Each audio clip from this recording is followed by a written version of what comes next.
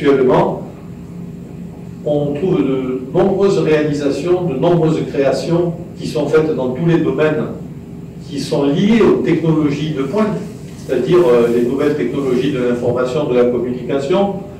On est aussi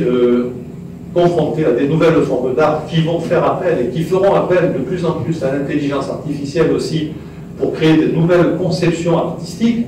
pour bouleverser encore une fois les canons esthétiques. Et donc le numérique,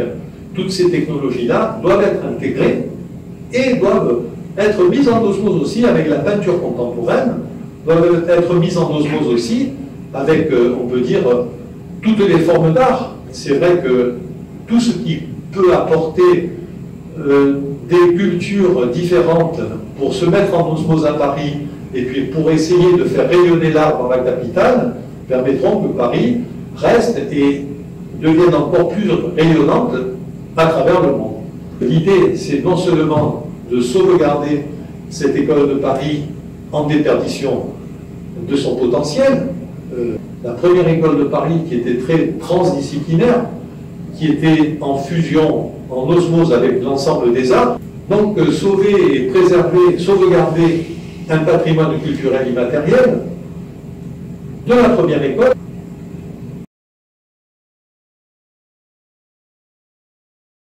Et là, c'est vrai que l'on peut retrouver des sources qui peuvent nous aider pour une école future du XXIe siècle. Parce qu'on aura besoin de plus en plus d'appliquer ces concepts à partir du moment où on va avoir besoin d'accueillir différentes formes d'art à nouveau, puisque, comme on le disait il y a un instant, ce sont des formes d'art qui vont être issues des nouvelles technologies, du numérique, de l'informatique, de l'infographie. Et donc, on ne peut pas laisser, on peut dire, sur le côté, ce qui va constituer l'essence de notre siècle. Mais quand on parle d'une école de Paris du XXIe siècle, ça veut dire que les fondamentaux, il faut les conserver autour de tout ce qui a fondé l'esthétique. C'est-à-dire la sculpture, la peinture. Et à partir de là, il faut être ouvert effectivement à de nouvelles formes d'art, les intégrer, essayer de voir dans quelle mesure elles peuvent être mises en osmose. Bon, on a vu par exemple des formes d'art tout à fait intéressantes qui sont nées donc dans la seconde moitié du XXe siècle et qui continuent à se développer. Par rapport à toutes ces nouvelles formes d'art, il est devenu indispensable de rester ouvert au progrès de notre siècle. Et se priver du niveau, on peut dire, de l'école de Paris, de toutes les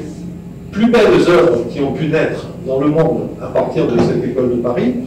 il faut effectivement continuer à essayer de se poser des questions, de dire qu'est-ce qui a fait que tous ces grands maîtres dans l'école de Paris ont pu générer des œuvres magnifiques qui restent, qui ont fondé, qui constituent pendant le XXe siècle l'histoire de l'art. Qu'est-ce qui a fait qu'il a pu y avoir une pareille dynamique, on peut dire, de création? Eh bien, quand on regarde, finalement, on s'aperçoit que c'était beaucoup la convivialité, beaucoup les échanges, beaucoup les contacts, et surtout aussi une sorte de volonté de modernité, et surtout aussi d'esprit d'ouverture. Et donc, à partir de là, on s'aperçoit que c'est dans ce sens-là qu'il faut aller. Il faut effectivement rassembler et regrouper les artistes, de quelle que soit leur nationalité, au contraire, de toute nationalité confondue, de manière à effectivement pouvoir essayer de rencontrer les différents styles, les différentes techniques, les différents critères, on peut dire, de réalisation et de formation, de constitution de l'œuvre d'art, pour qu'effectivement, il puisse y avoir ces échanges qui manquent. C'est-à-dire qu'actuellement, depuis quelques années, on s'est orienté vers le travail individualiste d'atelier. C'est-à-dire que les artistes travaillent souvent seuls dans leur atelier, et c'est tout à fait, on peut dire, antinomique d'une ouverture d'esprit sur la société pour produire des œuvres d'art. En fait, pour que la société ait ce besoin de l'œuvre d'art, il faut que quelque part, elle remplisse un manque. Et qu'à quelque part, on peut dire que c'est une nouvelle vision qui manque dans la société. Alors effectivement, peut-être que pendant un temps ça va être difficile, parce que la société n'admettra pas telle ou telle nouvelle façon, nouveau canon esthétique, mais on peut se dire aussi que, à partir d'un moment aussi, une fois qu'il y aura eu une habitude aussi à voir ces nouvelles formes d'art, et effectivement, il pourra y avoir peut-être aussi ce sentiment de dire que c'est quelque chose qui est important pour notre patrimoine, c'est quelque chose qui correspond à une évolution de notre société, nous devons vivre avec notre temps, et donc telle et telle œuvre d'art sont intéressantes. Finalement, il y a toujours une évolution de la société, et ce que la société peut critiquer à un moment ou à un autre, elle peut aussi l'admettre